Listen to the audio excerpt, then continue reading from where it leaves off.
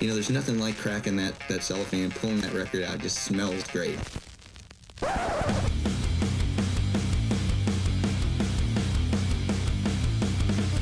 Welcome to BODS Mayhem Hour. Non-stop hardcore energy. I love the show, guys. You're awesome. Unlike any other. With your host, Jon the Bod, a.k.a. The Bodfather. Man, this stuff rocks. The views and opinions of the guests do not necessarily reflect the views and opinions of BODS Mayhem Hour, its staff, affiliates, or sponsors. Parental discretion is advised. Welcome to BODS Mayhem Hour. Yo, what up? This is Diz from DIZASTERPIECE, and you're watching BODS Mayhem Hour. Hey, everybody. Welcome to BODS Mayhem Hour. I'm your host, Jon the Bod, a.k.a. The Bodfather.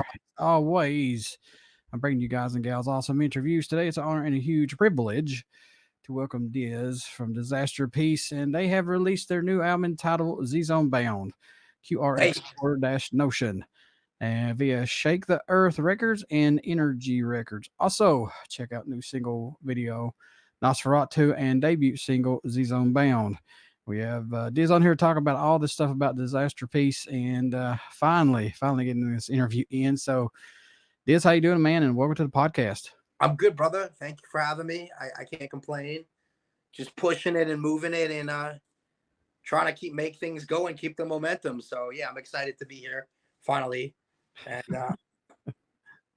yeah, oh man, it's been a nightmare, but we got it in. That's the key. So DIZASTERPIECE began as a solo project focused on intricate lyricism and rhyme schemes, which has now transformed into a full band. When did you know and decide that I'm going to take this to a full band? I wanted to for a long time. I used to always be in bands before I was doing like solo hip hop stuff. That's really where a lot of my passion still was. The rapping was cool. I like it. I still do it, but I just felt like there was a void. It felt like something was missing. And it was just hard. Like if I was going to turn this solo project into a band, it was just kind of hard time close to this time. Last year, our bassist Levi joined with us. I had my younger brother. He started playing drums, and then we found Scotty started playing guitar. His first show with us was in Austin, Texas with Fire from the Gods. They're like a rap metal band, and we played. It was good, and then we got a booking agent. We started touring, and now it's full-blown. It's a full band, and Zzonebound is the first album with DIZASTERPIECE as a full band, and it's going to remain that way. I'm pretty sure. So, was it crucial to bring back your New Jersey, New York hardcore roots on this record, and what triggered that to come out? Yeah, this is a good question. I'll tell you what, it was crucial. It was crucial for a few reasons. It was crucial because I was craving it first and foremost. Like, a part of me just wanted to play heavy music. Or, Zzonebound itself is not that heavy of a record. The last song is really heavy. But we wanted to at least hint what some of the scenes that we're tied to and the groups that we're tied to. And the record's more, I'd say, melodic than heavy, but it's heavy. But it's not really hip hop as the way the other stuff used to be. There's a little bit of rap metal, new metal, but it's mostly post-hardcore and metal and some borderline grindcore stuff and alternative metal. So that was important also for people that are gatekeepers that like don't want to let someone who they thought was just a rapper into the metal community where it's actually backwards, where I did metal first before hip hop. So it's important for anybody who thinks, sees us for the first time that we just go right in and do what we know to do. And I've been itching for it because I've been making rap records the last few years. Anything that I made that was heavy or metal, I wasn't releasing it. It was just jam sessions. So this was like the record that I've been trying to make for like a really long time. For a really long time, I want to do this record, and it came out like, I'm really proud of it. It's my favorite thing I've ever done. So, I try to it's 8 tracks. There's supposed to be 10. We cut 2, but I try to get everything in there that I've been itching to do for a long time. I want to say this first and foremost. I feel like if you are a New York-based new metal, I don't care what you are, pay that homage back to those hardcore bands Mm. because those guys and gals, Mm. they paved the way. Rap doesn't matter. They paved the way for the shit that they went through to get their music finally heard from underground to being out. So kudos to you, man, to sticking to your roots because like H2O says, don't forget your roots. Exactly. We're all about paying homage. We want to let everybody know where we came from. We have to honor our predecessors. We can't just you could borrow stuff. Yeah. As long as you say who inspired you to do it.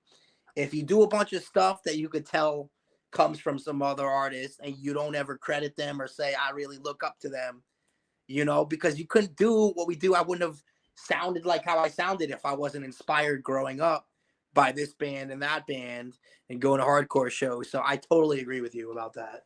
Agnostic Front. I mean, Madball. Favorite bands. God almighty. Folks, if you have not listened to those two bands or any hardcore band from out of New York, do yourself a favor, go fucking listen to them. It's easy to listen to. Don't say it's hard. It's easy. It's at your fingertips. Demonstrating my style. Letting it be known. How good does it feel, though, Diz, to see this album come to life from the beginning until the finished product? Oh, man, it's like I had a baby. I had like quintuplets. I've been preparing and getting ready, making sure it's right, making sure it comes into the world in a good way where it grows and it's healthy. And then it finally came out and we're getting tons of fan mail. A lot of people saying like, yo, this is your best work yet. I'm really, really happy. At first the numbers weren't there the first couple weeks and I was bumming out. The music video I thought was gonna have higher, but it did. It accumulated, and people are catching on. And we had a Zzonebound tour, like it started before it came out, and then the record came out like towards the end, or some singles came out towards the end of the tour. Now we came home, and the actual album came out, and now we have Zzonebound Part 2 that starts in August, and it's gonna go with this band, the Bunny the Bear. They're like metalcore-ish. We're gonna play with them. They're like kind of electronic too, but we're going to play with them and then they're going to break off. And then we're going to go do the West Coast and play Cali, like San Diego, Anaheim, a bunch of spots that I've wanted to play forever as like a band, like Seattle, Portland. And I'll just tell you whatever I stressed out about with the numbers or whatever, it's getting there slowly but surely. Not slowly, just surely in its own progressive momentum. And I remind myself how hard I worked on this record, how hard my crew worked on this record, and that at least people are going and I don't even have to know it. Like, please, if you haven't yet, check out our record, blah, blah, blah, blah, blah. No, people just be spinning it, coming saying, yo, I love this shit. I found you guys on YouTube algorithms. You were suggested to me when I was on YouTube and blah, blah, blah. And we're just selling out of merch. We're selling out of merch. We sold out of the Zzonebound shirt. And it's really nice to see. I worked on these songs for 3 years, pretty much. My work get acknowledged physically in the present by people appreciate it the way I was hoping they did, so. And you know what, man? You're in a time now where everything's about the algorithm. Everything is about sticking out more different than anybody else out there because we're in that time frame now where everybody's at home. They can do their own stuff. And just to stick out differently than the other bands who all sound the same just about, and I'm sorry to say that. I know. It's like everything is... Never mind. Keep going. I don't want no comment on that. I don't want to... But you have to stick out. Yeah. I don't understand why you would want to sound the same as someone else. Exactly. People could be like, oh, you guys sound like Deftones. You guys sound like Limp Bizkit. We sound like Glassjaw a little bit, but we do our own thing. So you say, oh, that sounds like the hybrid. That's the Disasterpiece hybrid. You don't want to sound no different than this group and that group and that group. It may get you signed quicker or get you a better manager quicker because it's relevant to the algorithms, but there's no longevity. Right. And you're not really touching anyone's soul or mind when you could find the same thing somewhere else.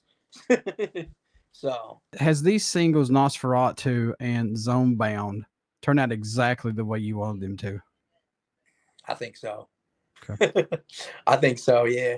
There's sometimes I'll nitpick and I'll be like, oh, the snare drum should have been harder in that song, or like, yo, the cymbals were too low. But I drive myself nuts. Oh with yeah. these recordings. You know what I mean? It's sometimes, yo, and you fry yourself out like 2 months, 3 months, 4 months sessions. My brother would be like, oh man, we gotta just close this off and put this out. And you know what, bro? Like people listening to it for the first time, I just gotta trust that they'll like it, because I don't know how many times we sat there and changed the volume and changed the kick drum and changed this or that. People just say, this is amazing. So if they say that, then I just say, let it go, let it go, let it go. You know what I mean? Like let they enjoy it. So just enjoy that they enjoy it. God, I mean, you can be your own worst enemy. You can have a fucking diamond in the rough right there and change one thing and it's all screwed.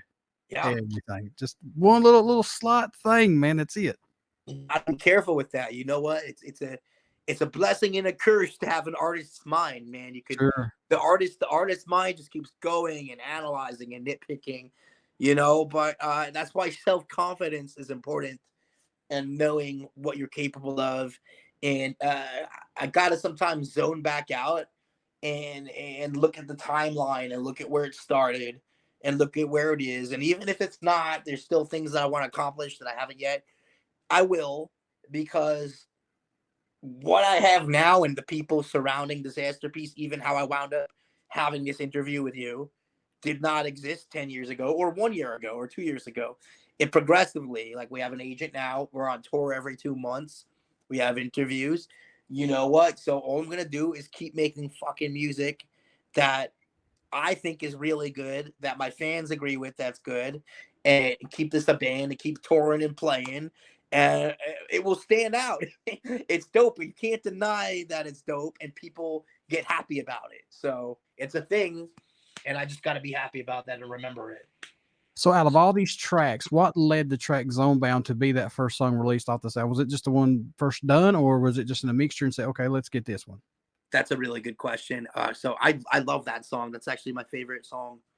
I don't know why. I love the chorus. I love when it hits.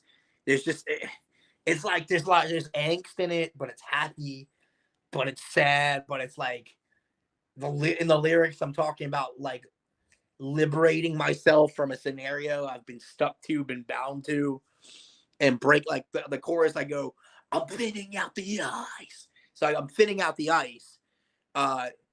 It melts a change because I'm so tired being stuck in the same level 1 phase. Desired up. Designer couldn't come up with a better thing. So I'm talking about designer like I'm in a video game, and I keep like trying to jump and go, and I'm this way, that way in the level, just that it doesn't go. So I'm kind of just cracking into the level with an axe, almost trying to break. Like, I don't care if I die and the ice falls, because I kept trying to communicate with creator and it doesn't move. So it's about like taking a risk, even if could be self-sabotaging, to break out of something you just are tired of being chained to.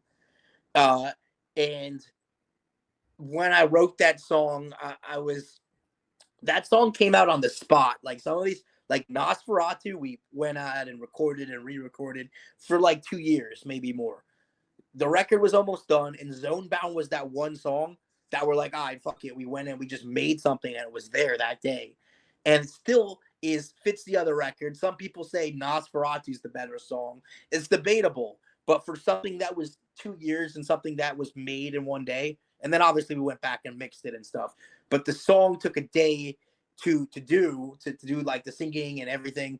Like, there was just this freeing, liberating feeling of like everything I was feeling at once coming out. And I remember like things were getting a little bit easier with the music, with my career. I bought myself some new clothes at that time. I think I was wearing like something new. I hadn't treated myself to anything in a long time. I was working hard, And I was in there and I just wrote that stuff, and I was sad, but I was happy that I bought new gear, and it was just me just creating, just from my soul, from my spirit and my mind, saying things need to start going this way. Yeah. And I'm just going to put that emotion into this song, and it's going to open up everything. And the song dropped, and people were like, oh my God, I can't stop listening to this. So like this high schooler, this 9th grader messaged me like, I put your music on in the hallways, and this is so dope. He's like, you know, I'm depressed lately. I was thinking about some shit. I turn your music on, and it takes me to another place. And that's how I felt with the song. It's like trancy. It takes you somewhere else. So that's why I chose it. How big of a statement is this album and your music in general for you personally? A pretty big statement.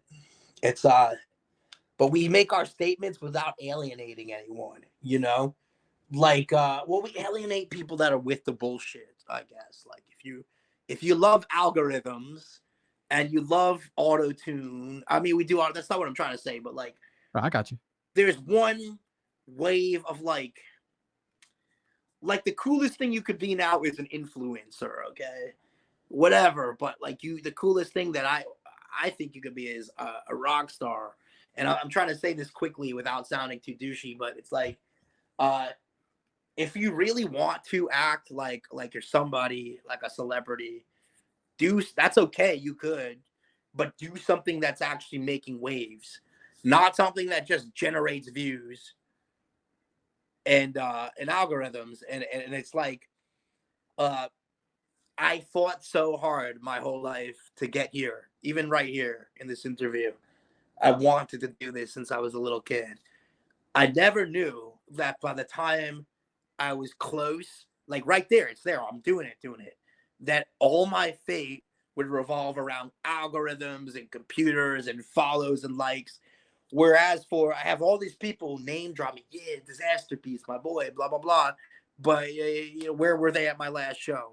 Yeah. You know, there's this common, it's like people are okay with not really giving 110%, nor 50 or 60. And being comfortable laying back from their own home behind a screen. And you know, and then on top of that, people disrespecting people on the internet. You just don't really have a way of keeping it straight, people, a lot of times. And our numbers get affected by that. So I find myself pulling away from people that I'm friendly with sometimes if they didn't come to a show. I find myself fighting for every little view, for every little like, for every little follow. Like, I'm not going to hang out with you in real life if you haven't touched any of our tour flyers or any of the good news, anything that we're announcing. And that statement is in the music, because if you want something, you should be passionate about it. You should go for it. You should shut everything out that's not that until you get it. And it's this whole game of life on the way there, with lots of bullshit coming in and out, the partying and the boys and the girls mingling and all the cars and all the bullshit. But if you don't cross it out, you can't get to it. You can't hold the ball and keep going. So as a lot of the music talks about, like, shutting everything out, pushing everything away, that it's not the actual physical desired outcome. Man, you said something just right when you were talking there that, you know, made me just think that I guess I am an influencer, because I've been doing this for 14 years. And if you go back and look at like big bands versus small bands or whatever, and I don't mean small bands in a bad way. Yeah. I'm just talking about bands that needs a voice out there. I'm that voice. That's how you should do it, though. Like, be an influencer. If you're an influencer, music influencers are important, and it's cool. You know, it's cool because, like, now someone who follows you is going to see this and maybe put our record on. Yeah. There's this whole other wave of, like, people that just, like, they don't offer anything. They just want to look good and post pictures places that look fancy and be an influencer. And I'm like, but you're not moving anyone. You're not touching anyone. You're not doing it. So to tie that into, I guess, our messages, we want to be authentic and move people, not just like be superficial like a lot of the new stuff is with people. Do you think this has came full circle for you so far as of today? Yeah. Okay. So I used to be so like too punk, like DIY. We'll never, we don't do this, that. Now everything is about whatever could positively maximize our draw. So in a way, maybe I sold out a little bit if I was talking to me from 10 years ago. But I try all kinds of things that will get us exposure and build my network. So I think I just grew up a little bit. I think I grew up and I want to be part of the world. And, being punk isn't as important to me because the music is good. And I conduct myself pretty professional these days. Became a businessman, so it's like I don't know, full circle. Maybe it did. But I'm happy with this version of me, and I'm happy with the version of the band and the people that we get to talk with and build with right now. This is the best it's ever been. You know what, man? Never, and everybody listen to me when I say this, never feel like you ever sold out on your music, because that's your fucking music. That's what you're putting out there. That's what you have to decide. Well, we went this route. It didn't just kick it. I feel like going this way. Every band does that. Yeah, you're right. So never feel, I'm going to say this, I'm going to get so much hate on this, but I don't care. These are my boys. Metallica, they changed. Just because the times were changing, folks, when they went to do the load and reload, things were changing at that time. And hardly any metal bands are putting anything out other than, I don't know, did Pantera, but something out at that time, maybe Slayer. Judas Priest. There really wasn't all that much metal shit going on at that time. That was a weird time because it was right when rap became like the biggest thing, and there was no new metal yet, really. Right. So it was just rap or metal, which was dying out. So Metallica put out a hard rock record that was like slower that you could play in a bar because, I remember I watched that they told Sharon Osbourne that Ozzy Osbourne was not cool anymore to play Lollapalooza in 95 and 96. So that says something that like metal was trying to be made out of style, and Metallica did not want to go out of style with the rest of metal. Mm-hmm. So they made Load and Reload. I don't think they're horrible CDs at all. I used to listen to them a lot as a little kid. I love Metallica. I don't give a shit when anybody says like so there you go. You got my boys on. Metallica was my first favorite band when I was a little kid. I remember in first grade I got made fun of for wearing a Metallica shirt because the kids were too young to understand what that was. Yeah. And I could only find like a men's large, and I was like 3 feet tall as a baby. So that's how hard I went for Metallica since I was a little kid. So you said there's 2 songs that didn't make this album. Yeah. Will they make it on an album, or just maybe just singles down the road, possibly? Yeah, they will. Okay. They will, and I'm gonna try the next record has to be better than Zzonebound. It has to be better and better each time. So I'm just gonna keep giving it to you guys, like. Like it's gonna be like crack. It's gonna be good. You're gonna be like, Lord, don't pressure yourself, man. Don't just let it flow. I gotta be. That's who I am. I'm like a perfectionist. Oh yeah. Like I can't make a record like Zzonebound and then not follow it up with something that at least kicks equally as ass. It kicks ass equally, but it's gonna be, like right now, Zzonebound's my favorite record. But when I'm talking to you in 2 years, I'm gonna be like, no, this one's my favorite record. Any song standing out more to you on this album than any possibly? Are there any that I know these are your babies, Diz? I understand it completely. But, or is there one that just sticking out just a little bit more? Is it, man, that's the one. Zzonebound sticks out a lot, the most to me sometimes. But I like King of the Realm. King of the Realm is the one that gets talked about the most besides Nosferatu is More, which is track 1. People love that song. A lot of people come tell me, that was a good first song. They said the first track 1 out the gate immediately moves them. It depends on what kind of day I'm having, but usually I listen to the whole thing. When I listen to it, I listen to the whole thing. And if I'm gonna go listen to one song, that one song usually is More or Zzonebound or King of the Realm. Nosferatu, I love, but we just spent so much time on like producing it and on the music video and shooting it and watching the video edits that sometimes I skip it just because like I was over it a year and a half ago and it still wasn't happening to me. So, but it's people say that that's the best song too. So would you say for you personally, the King of the Realm is a sleeper, maybe? Yeah, it could have been. It's crazy, you know. It's like you ask good questions. If something's a single, it has to be a whole campaign around it.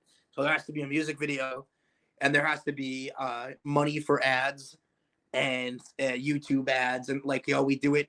We don't have a record label right now, but we were during the time making this record. We're back and forth with a bunch of labels, and we choose to just kind of do our own thing for now. Maybe eventually get on a label. So that being said, I just did the whole label format for every song. So for a single, there has to be a very nicely done video and then a campaign and this and that. So we put everything into Nosferatu, and then we, drop Zzonebound old school DIY style, just put it out.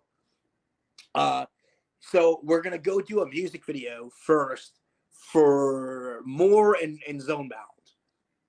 And then when those are done, we're going to campaign them. Eventually, we're going to make room for King of the Realm because it should be a single. So, yeah, we'll do a video for it, too. Is it a collaborative effort, or does just you solely take that lead for the writing and everything? Yeah, man. So, my brother, Ilgorithms is his stage name. He produces the songs with me. He's more like I produce them, but he's more engineer, hands-on, on the computer through Ableton, configuring it, and I'll plug in my guitar, pop this in, pop that in, try some vocals, then we'll go redo everything once we have the song the way it wants to be, get it smoother. So for these records, we it was a lot of me and him, and then some of the songs, like the last song, so the song Truth Serum, or it was originally called Frequency, that was with another band called Of the Light, and they're a band from New Jersey. They're really good. It's two guys. The drummer sings with a headset on and plays drums at the same time, and their guitarist Zaki Ali, he produced two of the songs with us. So for the ones that my brother wasn't doing, it was with Zaki from Of the Light, and he engineered, mixed, mastered Truth Serum, which was originally called Frequency, and then the last song, which is called And Cinderella Will Detonate the Whole Metaverse. And that song is like the heaviest song. It's like borderline death metal, grindcore, just punishing with mosh parts. And there's going to be a lot more of that kind of stuff on the next record too. That's why we put it last, to hint. And so what I'm trying to say is a good portion of the stuff it was me with my brother, and then the songs that were not with my brother was with Zaki. So, is the track listing placement important for your album or EP releases? It is. For me, it always is. It is because I know what it's like to be really into a record. There's good music is good music, and sometimes you'll go to one song on Spotify to listen to it. Sometimes. But I just wanted something to be kind of just a classic, like how I felt when I listened to Converge, Jane Doe, or how I felt when I listened to White Pony by Deftones, where I just want to play the whole thing. And if you want to set it up in a format where somebody else who isn't you, they might like it, but their taste is different, their brain is different, they think and feel different, you have to really think about what would be a majority overall best bet where people would be like, oh, this flows, I want to keep listening to it. Mm-hmm. So we wind up making lists and moving it around, and we're like, okay, this one flows. And then I think we finally got it, and people are like, even the song order, I love how the songs flow into each other. I'm like, okay, we get it. What's the growth musically you've seen from yourself, Diz, working on this album that impresses you the most moving forward with Disasterpiece music? my growth. I believe in myself. You know, I get tired, but I love touring. You know, I just I find myself repeatedly like trying to like be healthy, take care of my health. You know, I've been kind of out partying the last few days, just eating like shit or whatever, because it was me and my girl's anniversary and her birthday and shit. And now I have about a month till tour, and I'm excited for the tour, and the record's doing good. So I'm going to spend these next coming weeks jogging, getting into shape, ordering my merch, making sure we're stocked back up in hats, in shirts, that the van is ready. I got to take the van to get serviced. You know, it makes me want to be alive. It makes me say that all my efforts were worth it, and that all the money, all the time, all the people that came and gone, it was never a waste. This album reinstates all that passion, not just passion, but like I get excited for shit again. Yeah. I get excited to go out and just, you know, like the songs will be stuck in my head as I'm standing in line somewhere waiting for my food. And there's someone who's, oh, Disasterpiece, you remember me? I saw you guys play a year ago at blah, blah, blah. I heard the new record. It's sick. And I'll be like, yo, 10-year-old you would be really, really, really proud of you. Oh, yeah. 10-year-old you would be so proud. And that for me feels like I'm in a new level of my life. So I definitely grew in a positive way from this record for sure. I like seeing this smile and that happiness coming from you when you're talking, man, because you can tell when somebody absolutely loves their music that they put on this album to put out. And I've done many interviews, and I love seeing that coming out of people saying, yeah, this album, and you've got to check it out, because that makes me want to go get it right now. Yeah, man, it's crazy. You know what, dude? The screenshots, I took screenshots and shit every time someone says something amazing, and I have them in this folder in my phone. And like anytime I'll be like, yo, today sucks or whatever, I go look, I'm like, yo, but your album, people love this shit. Yep. So that's all that matters. And that's enough to get me by. And you know, when I'm home, if money gets tight or whatever, it don't matter, because the tours, we've been selling so much merch. As long as I have tour dates and the record's out, everything will be okay. And I haven't felt like that in a long time. So what does that mean to you, though, when you get somebody to say, hey, man, I had a shitty day, this song got me through this dark time, or either I was on the verge of whatever, and your music, man, just pulled me out and said, what the fuck am I doing? I tear up, first of all. I don't tell them that. You know, I think of me, first of all, before I say anything to them, I think of me when I was a kid and how much I fucking needed. Sorry, I'm cursing so much. You're fine. How much that I needed the artists that I love. I needed them. I just couldn't get through. I'd be in the principal's office. I'd be and then getting older if I was like dating the wrong chick. And it was a horrible night. And you know, there was always an artist that made me feel better. And not just better, not just like in an emo way, but like was empowering, like made me find confidence, like made me find like I find my style, how to feel cool, like with swagger, and it would get rid of the pain and replace it with style and swagger and stuff. When these kids come to me like, yo, I was wearing your hat and your shirt in the hallway, and this girl, you know, she stood me up, and I'm having a horrible day. My grandmother's sick, but I threw on your record, and yo, you guys, you just take me somewhere else. When you got another New Jersey day, when you got another New York day, you know, and I'm just like, yo, then it's not just about me and my dreams and what I want. It affects people the way that it affected me. I wind up just telling him like, yo, thank you. So I keep it short, but I'm like, oh, thank you so much. We appreciate you. I appreciate you.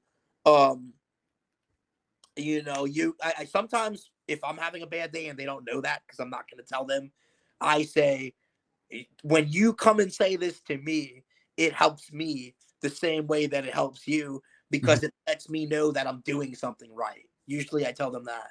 What has been the toughest or maybe the best song that you've ever written so far? Nosferatu it's pretty high end in combining genres and making them flow, I'm told. And I think that if you wanted to listen to like old school 90s hip hop with real lyrics and good rapping.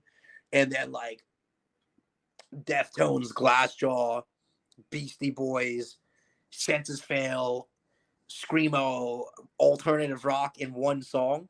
Nosferatu is pretty much there. I might say, even though it's not one of my favorites to listen to right now, because I got not sick of it, but it's hard to listen to it without thinking about work.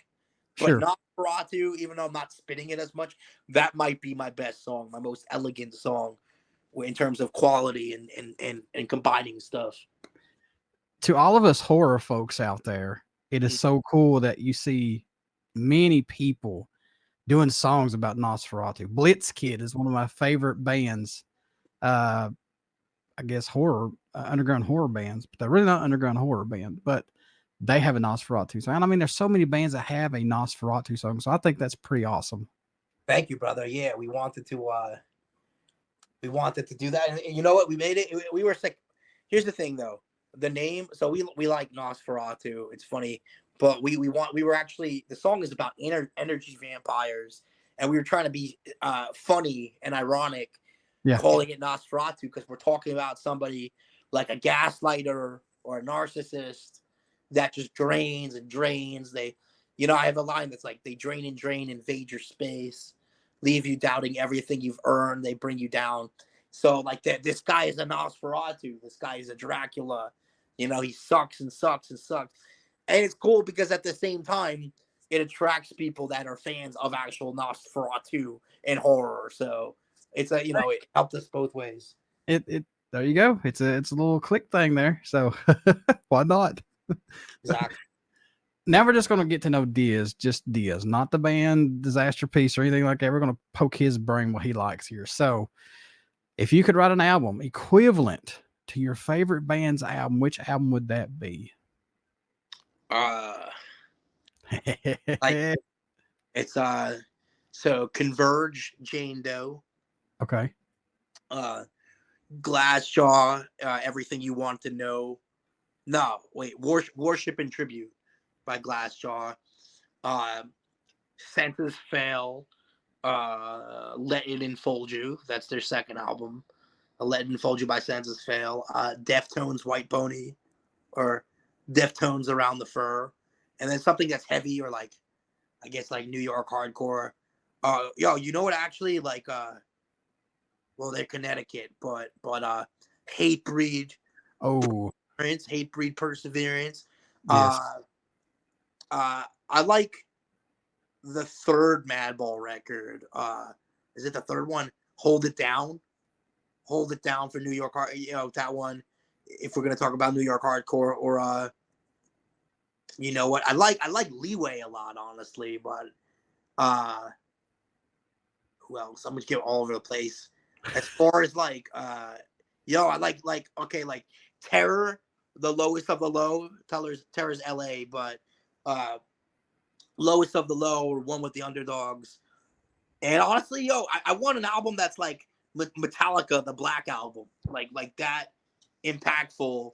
It would be nice to have something that just leaves a mark in time, like a Metallica record, or even like Metallica Ride the Lightning. But like the recordings, the songs are better on Ride the Lightning, but people don't admit this, that the recordings are the best on the Black Album. But it would be nice to have like a Master of Puppets, or Ride the Lightning, or a Black Album, or like a Converge, Jane Doe, or a Deftones, White Pony, or Eminem Marshall Mathers LP by Eminem, or something just iconic like that. So you're throwing everything in there. I'm trying to while I got you. And I want to say this too. I don't think, well, some may realize this and know this, but if you go back and listen to Hatebreed's very first album that they put out, and I cannot think of it right now, it's got Burial for the Living on it. If you listen to that album compared to their next one, it's so night and day. It's like, whoa, this band changed, but they never strayed away from their roots. That's the thing about Hatebreed. I love Hatebreed. Yes. I love Jamie Josta. It's sick. So if you Google Disasterpiece right now, and it shows people also search for, Jamie Josta is right there. That's I don't awesome. know why. It's sick, yeah. So in the algorithms, Jamie Josta comes up a lot when you search for it, and I would love to do something with Hatebreed one day. I really look up to those guys, and one day I'm a manifest it. We're gonna make it happen. Well, you know what, man? I'll tell you right now, you're on a podcast that Hatebreed has been on before. There you go. So there you go. That's one step closer. Shout out Jamie Costa. What up? Let's work together, man. I love your band.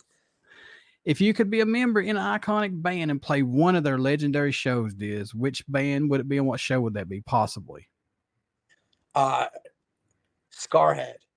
Okay. Or Crown of Thorns. Yeah, it would be fun to be in Madball, or Agnostic Front. I know some of those guys, but just like the way you see like Europeans go crazy about New York hardcore, like real American 80s 90s New York hardcore. It'd be sick to like be in a band, or even in a Hatebreed, but to be in a band like Madball, Agnostic Front, Sick of It All. It would be cool to be like in Sick of It All. And like go to Europe and go to Germany and see how they get treated like royalty by like punks and skinhead culture over there. That like those guys go so hard when they get real New York hardcore over there. So that'd be interesting. Or it would be really fun to like be in Limp Bizkit for a day, or Linkin Park. That'd be sick. What's been your most memorable show that the band has been a part of that you still cannot believe it has been so far, or has it happened? Yeah, there's a few of them. Like we played with Head PE like last summer, and it was pretty packed, and like they came over to us after. They said they liked it. They asked for merch. We just gave it to them. So everybody in Head, Planet Earth, copped Disasterpiece merch, and that was pretty iconic. Or like the last tour we just did, for 2 days of it, we got put on the Shaggy 2 Dope tour from Insane Clown Posse, and we're not juggalos per se, but our music, I guess, could be juggalo adjacent. And I did more of my rap stuff, but like nobody there. That was in Wisconsin and Chicago. And nobody there was there to see us because we just jumped on the shows. We left with like $500 in merch. That's nice. And our slot was short. It was just filling in the beginning of the show. And you had to have people that you look up to come over to you and say, yo, that was dope. Good job. And to have their fans, that was pretty iconic. And we also played Gathering of the Juggalos years ago. So I think when we get mixed into like more famous people that we've looked up to, even if it's like not one of our favorite bands, but like we totally respect them, we get really excited, even if it's Juggalo stuff or like, Head PE. Like these are people that I've watched since I was a little kid, one way or another. And you know what? And there's more moments that I'm not thinking of right now.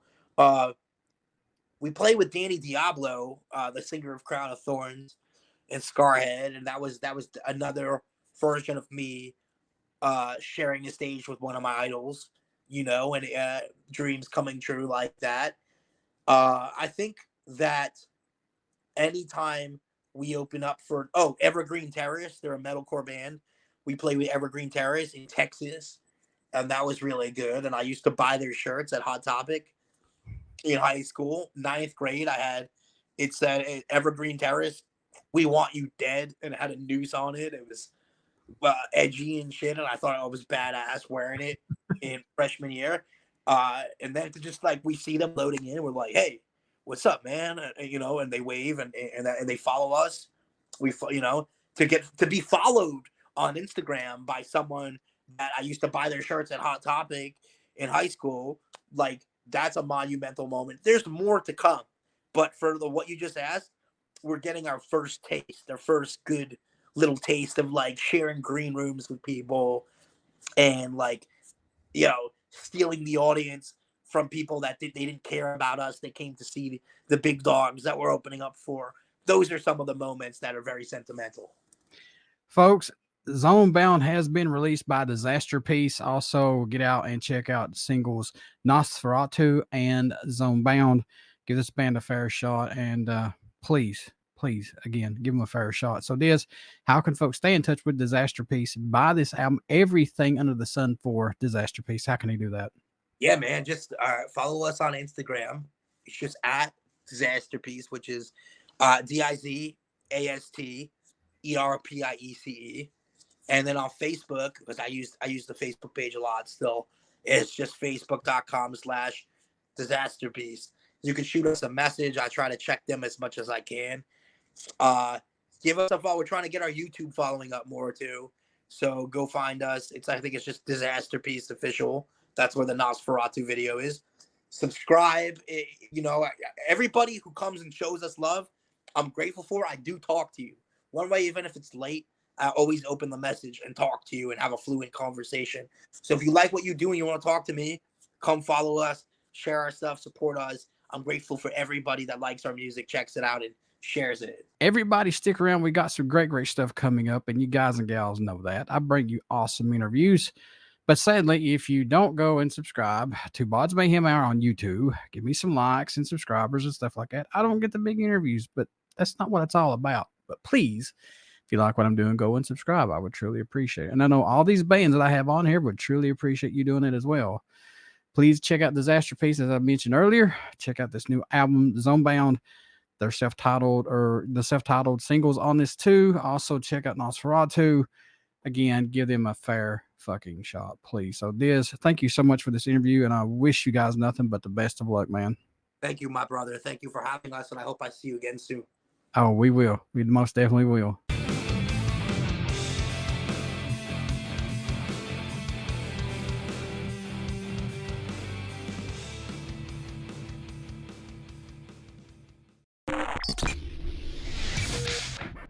You're listening to BODS Mayhem Hour. Follow us on Facebook, Twitter, and Instagram.